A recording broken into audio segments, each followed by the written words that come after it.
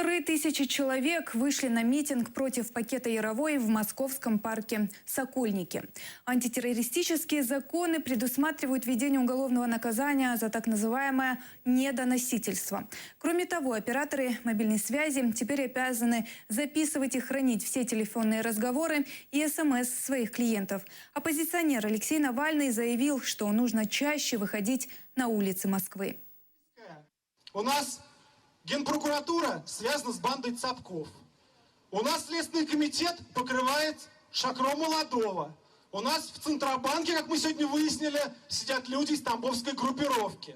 У нас президент страны, из Таганской меня поправляют. Извините, я не разобрался. Из Таганской группировки. У нас Путин связан с Кумариным.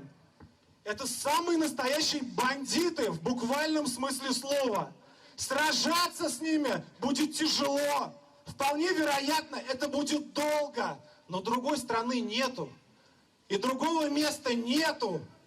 Поэтому мы должны вернуться на улицы, так или иначе.